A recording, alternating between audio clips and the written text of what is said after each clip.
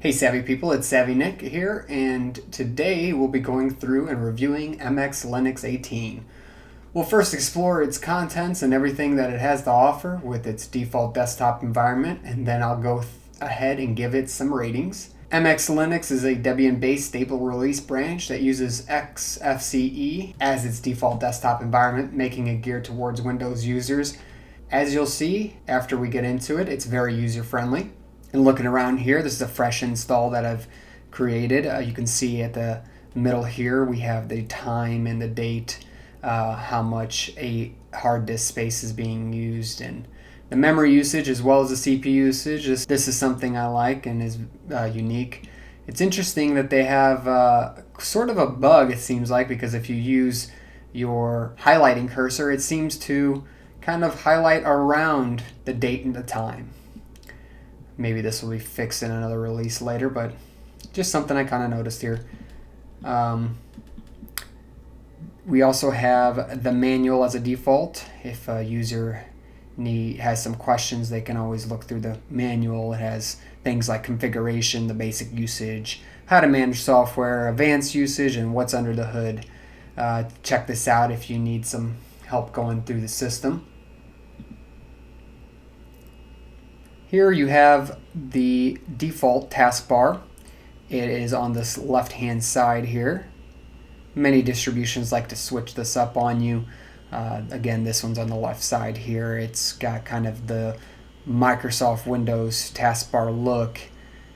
And we have the logout feature here. If you click that little green button, you can log out, restart, shut down, suspend the computer.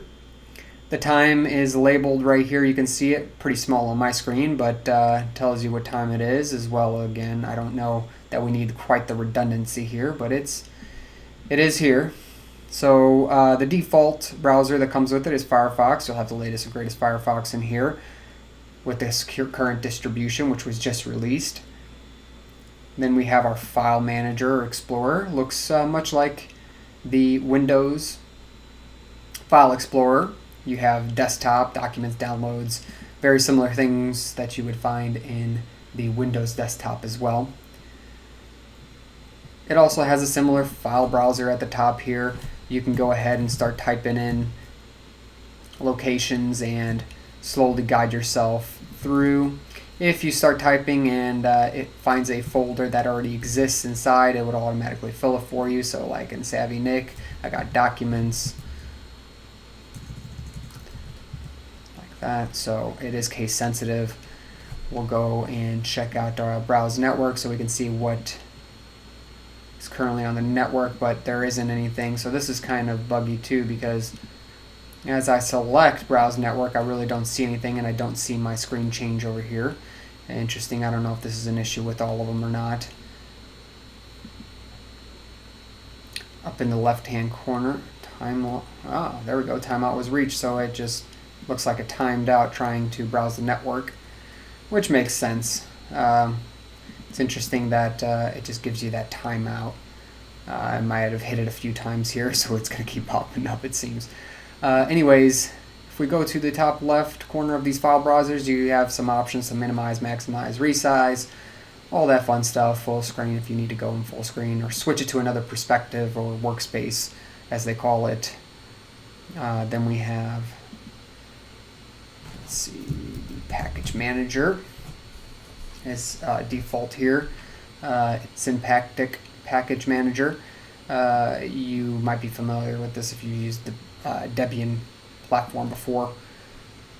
We'll go down and look at our other taskbar options here. We have the network connection. You can see I'm wired in Ethernet on my local area connection. The volume control, what the power is currently, and to unmount or a disk if necessary.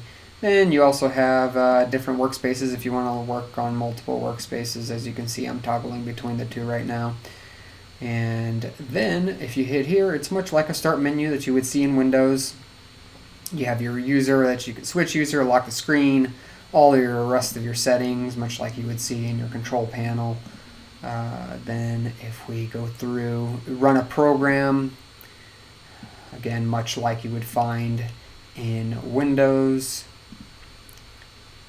Go ahead and take a moment to like the video if you're in this far. It really helps me. We'll continue down. You can see you have your task manager, and since it's the XFCE desktop environment, looks much similar to the task manager you'd find in Windows. Much of this all looks very similar to Windows, so don't be surprised that the layout is very user-friendly from people coming from Windows to this version of Linux here, as are most of the ones that come with the XFCE desktop interface. You have such folders as the accessories, games, graphics, internet, multimedia, office, all that fun stuff. And then you can go to the XFCE terminal window and start typing in commands if you would like. Just logging in to kind of look. You can see that the user root is highlighted in red here on the SavvyNick computer, and we are in Home SavvyNick here. I just logged in as a super user, the root user. The desktop itself is very responsive.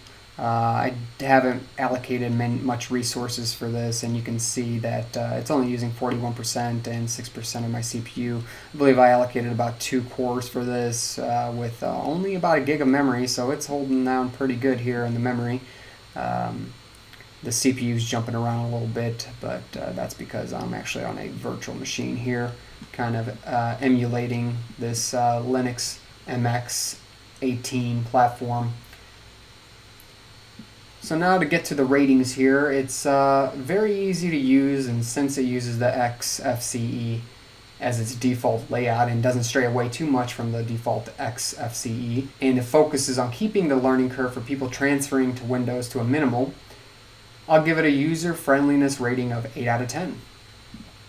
Since it does focus on the overall experience for the user and it doesn't really focus on the raw performance gains, calling itself a medium resource intensive distribution, I'll give it a performance rating of 5 out of 10. This distribution is based off of Debian, so I'll give it a features rating of 9 out of 10 because Debian comes with many features, much of whatever you can imagine. So this Linux distribution will also get those as long as they keep up with the stable releases of Debian.